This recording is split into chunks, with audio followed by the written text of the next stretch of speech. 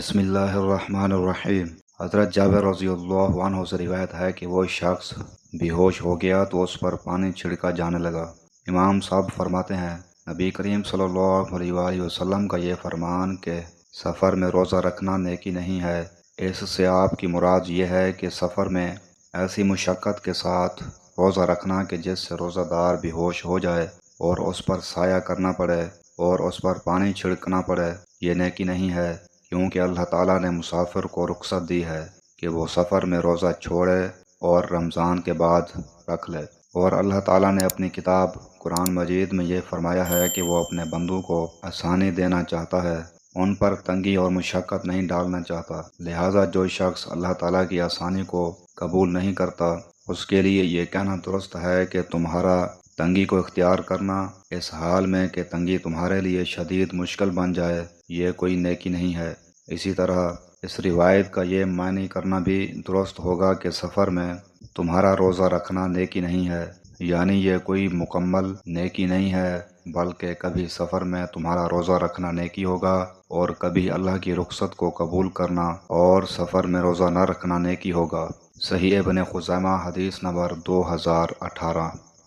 حضرت جابر رضی اللہ عنہ سے روایت ہے کہ رسول اللہ صلی اللہ علیہ وآلہ وسلم فتح مکہ والے سال مکہ مکرمہ کی طرف نکلے تو آپ نے روزہ رکھا، حتیٰ کہ آپ قراء الغمیم نامی جگہ پر پہنچے اور لوگوں نے بھی روزہ رکھا تھا۔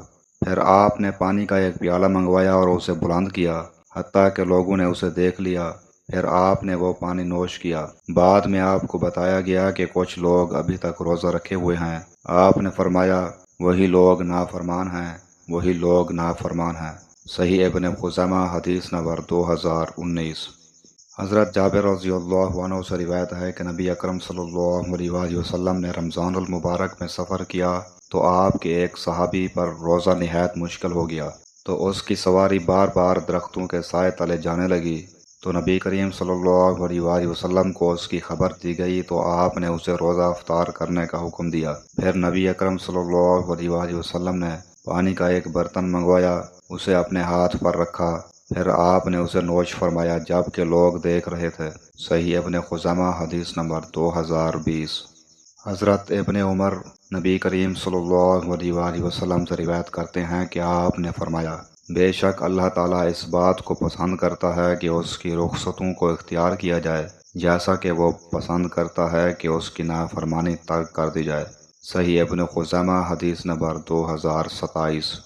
حضرت عبداللہ بن عمر رضی اللہ عنہما سے روایت ہے کہ نبی کریم صلی اللہ علیہ وآلہ وسلم نے فرمایا، جس شخص نے میری سنت سے بے رغبتی کی وہ مجھ سے نہیں ہے۔